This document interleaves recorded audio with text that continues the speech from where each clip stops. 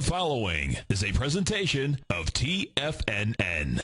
The Tom O'Brien Show is produced every business day after the market close. Tom takes your phone calls from 4 to 6 p.m. Eastern Standard Time using the data available at that time. Let's go to Fred in St. Pete. Hey, Fred, what's going on? Hey, my man Tom, how you doing? I'm doing great. You having a good day out there? No complaints, just being positive. Just started listening to your show recently, and you've been more spot on than everybody else on the TV. And you just came across real positive. It's a beautiful thing. Yes, after I listened to you, I got hooked on. I had to track you down and find you on the internet and everything else. Well, you know, I got to give you this disclaimer, because this is what it is. Fred, this is like Hotel California. Once you check in, you can't check out, you know. I see that. It's like a drug. And now, here's Tom O'Brien. Welcome, folks. This is Tom O'Brien of TFNN.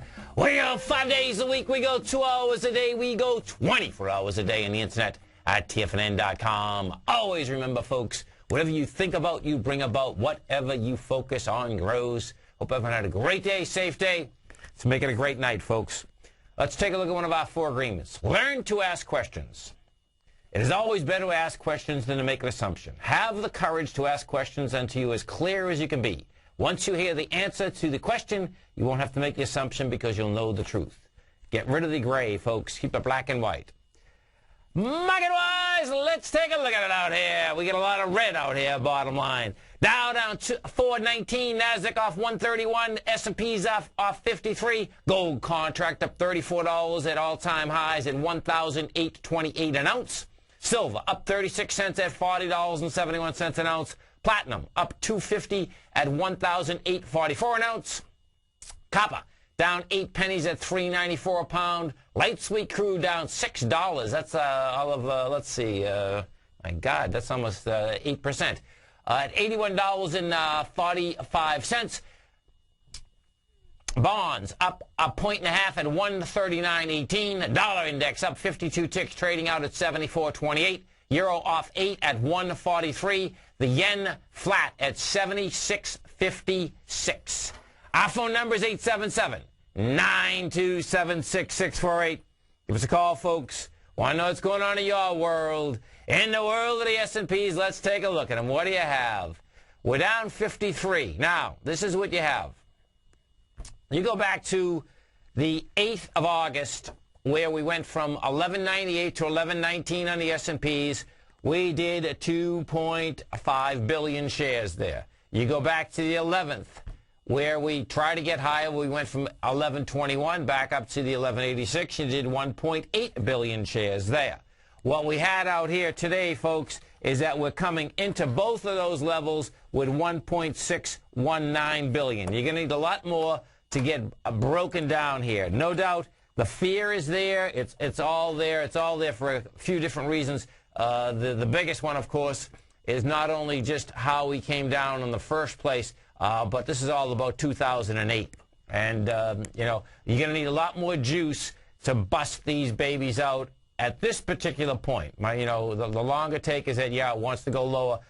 The shorter term, this came back way too hard and too fast. When I say too hard, when you have fast price destruction without the juice behind it, you bounce right back out of here again. This is about the most deviant that it could have done. And, you know, you're coming into option expiration. Yeah, can it go after those lows? Yeah, it absolutely can. You know, 1101 it can go after. I suspect it's not going to. Why? Because the 1119 is up there. You know, we'll see where this shakes out. But the volume characteristic itself is that there's not enough force. And there's no doubt there's more selling. There was selling right up until about 10 minutes before the close. And that last little bounce more than likely, you know, was basically short positions being covered. Maybe a few people were coming in, but that's what you had there. That's on your S&P. We go to the Dow Industrials. We take a look at the Dow. What you have with the Dow is this. Same type of setup on the Dow. The Dow comes down 419, closes out at 10,990, was another 100 points lower. It's into those bars, but it's going to need a lot more volume to bust out those bars. That's what it comes down to. See, the bar of the August 8th, you had gone from 11,034 to 10,809. Well, bottom line is that when you're at 2.5 billion, you're 900 million short on that bar. We're 200 million short on the second bar. On the actual lows, which were the ninth, what you have is that the ninth, you are 800 million short there. It's going to need more force. That's the bottom line. We go over to the NASDAQ. We take a look at the issues. We take a look at the NASDAQ. The NASDAQ came down to 2.7 billion. Now watch what the NASDAQ is going into, folks, okay? The NASDAQ, when we came down on the NASDAQ, no doubt NASDAQ gapped down. We got down to 2362. The NASDAQ is going into the 2357 low. We had 4 billion shares there. We did 2.7.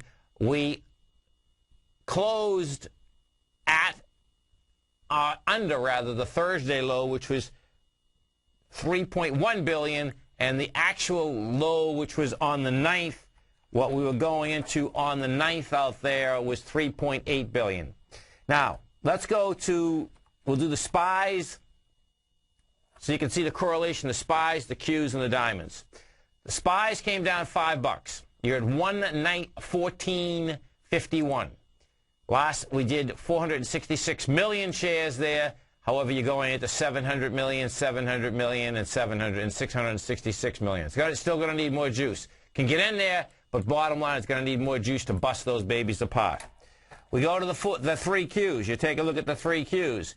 3 Qs came down on 124 million shares. That's going into 204, 193, and 205. And the small caps, we take a look at the small caps. Now, what's interesting about the small caps is that the small caps, bottom line, have been the weakest. But what you also have here is that inside the small caps, you know, you were coming in with 103 million versus 207. So the small caps also are going to need a lot more juice in order to break down.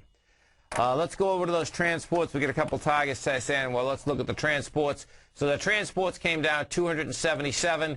Now, which is too bad, is that I don't get the actual volume on the transports. I won't get that for a few more hours. But what they did do on the price level is that they got under the lows and they closed above them. So that's a rejection right off the bat.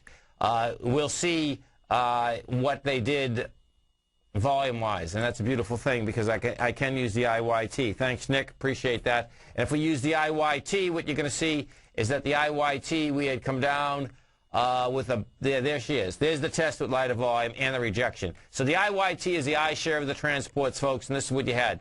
You got down to 76.87. It broke the 77.44. However, you closed back inside the 77.44. You did it with 676,000 shares versus 1 million shares. That's a rejection of the lows with lighter volume. It's just an exhaustion move. That's what you have here, folks. When the market is energy, and, you know, when these types of downdrafts, you know, bottom line, if you don't understand how energy moves, you know, I can see why the fear is there, and the fear was extraordinary. There's no doubt about it. Down ticks out here today. We had minus 1728 down tick. That's a big number. I suspect you'll get another one tomorrow morning.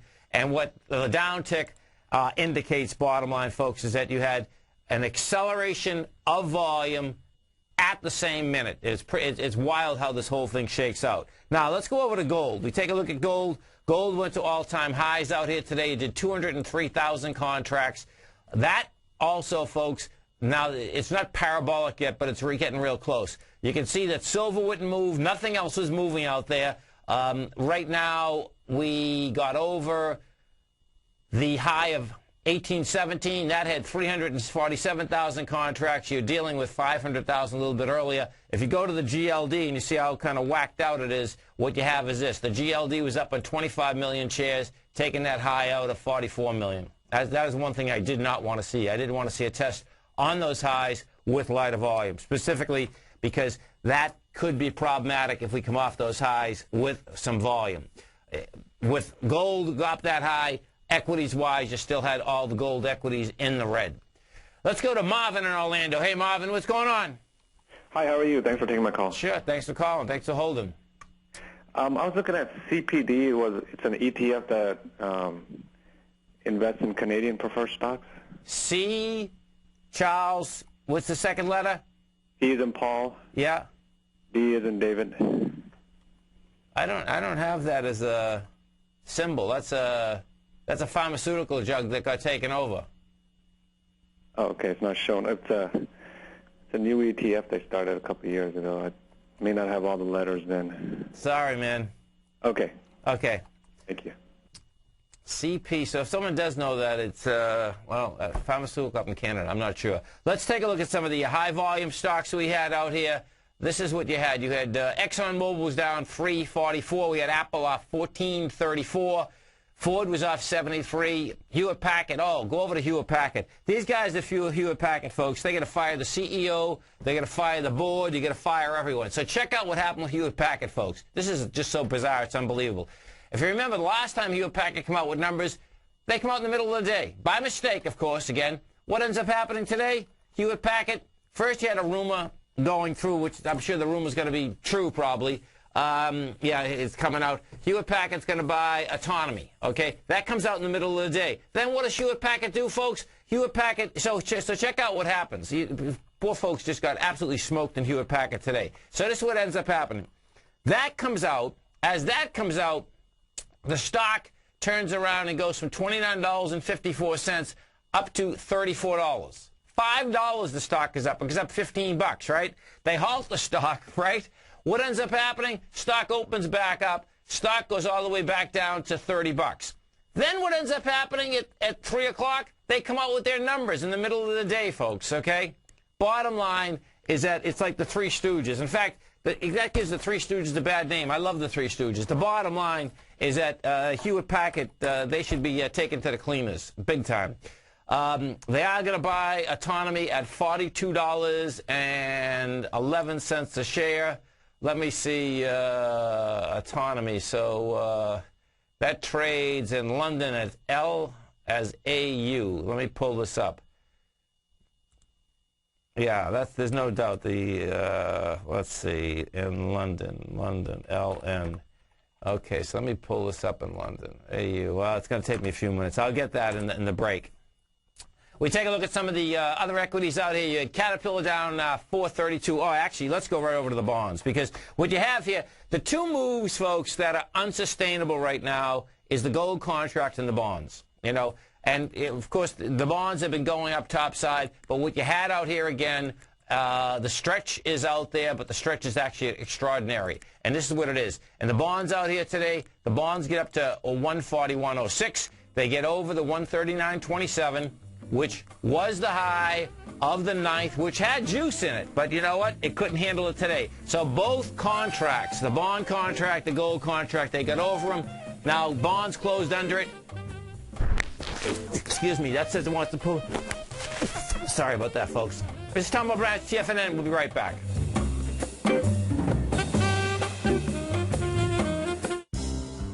X-Story Gold Mines, an NYSE Amex-listed company trading under the symbol XG, is slated to be the newest gold-silver producer in Argentina. X-Story is forecast to produce more than $250 million in bullion annually, beginning in 2013, at a cash cost of less than $200 for each ounce of gold produced. That forecast will make X-Story one of the highest margin operators in South America and a sector leader in the mining industry. X-Story has $50 million in its treasury, having spent over $60 million to date on drilling and engineering.